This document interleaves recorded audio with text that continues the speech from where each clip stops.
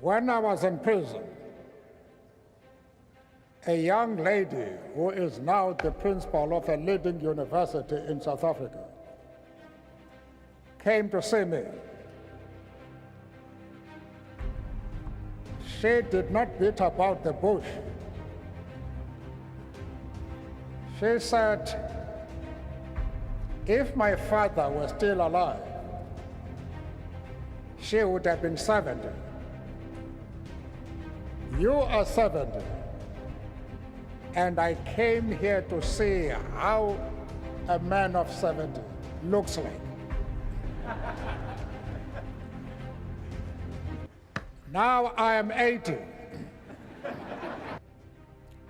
That is when I found some place in my country, and a lady answered the telephone.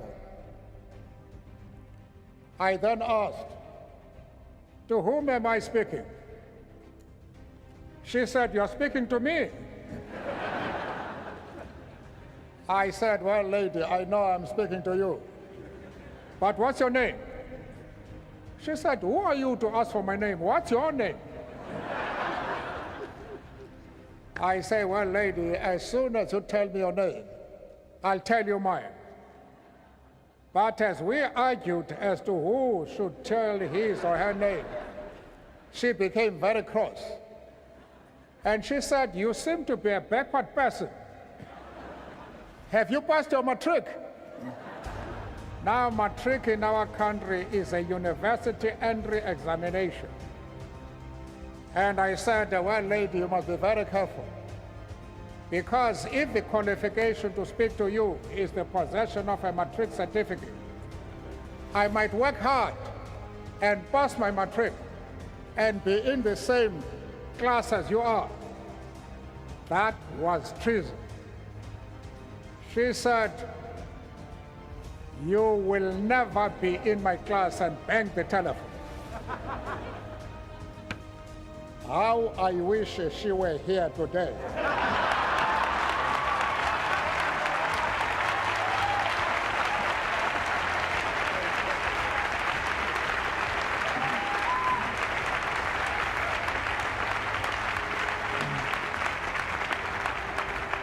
She would now discover that I have achieved more than pass my matric. Ladies and gentlemen, this may very well be our last official visit to the United States before retiring from office next year. There could not be a more moving start to the visit than one which included being honored in this way by one of the great educational institutions of this nation and of the world. If in these later years of a life lived in pursuit of equality, we can at last look upon our own country as one in which citizens, regardless of race, gender, or creed, share equal political rights and opportunities for development, we do so with great gratitude towards the millions upon millions all around the world who materially and morally supported our struggle for freedom and justice.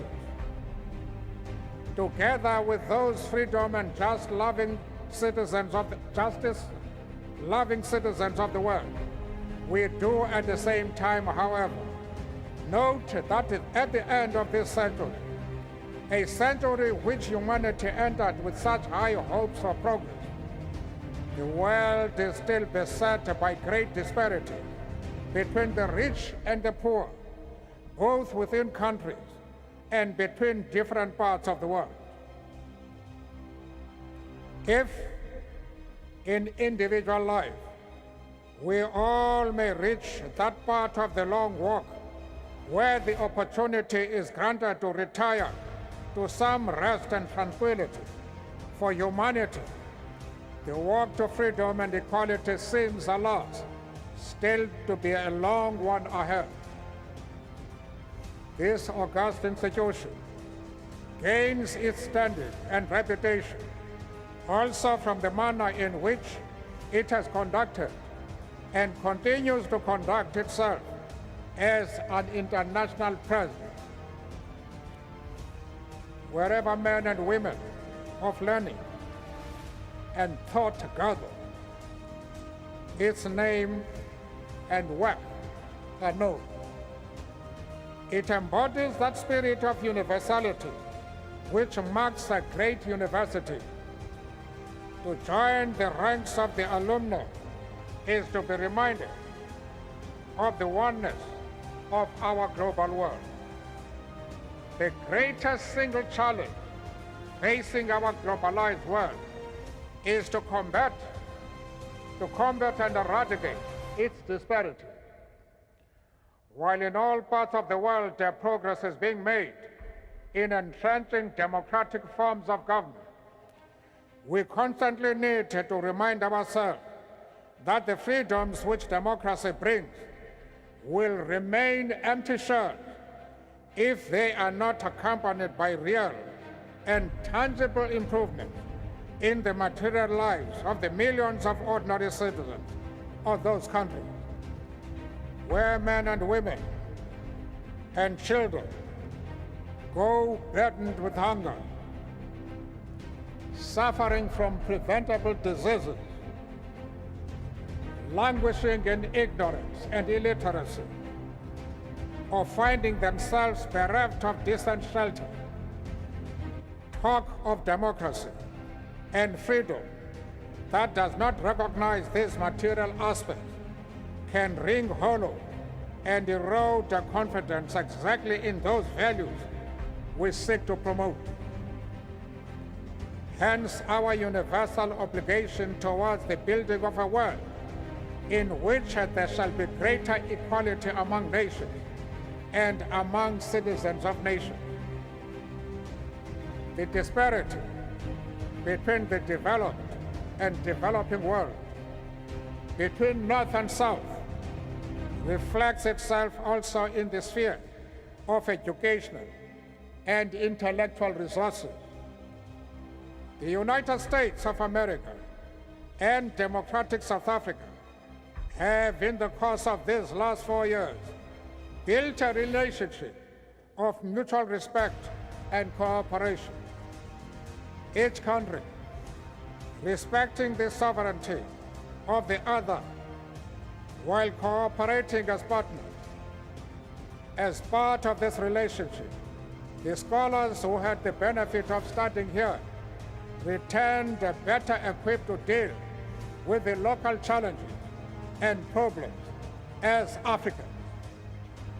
It is therefore a source of great encouragement and inspiration for us to learn about the Emerging Africa's Research Project housed in the newly created Center for International Development at Harvard.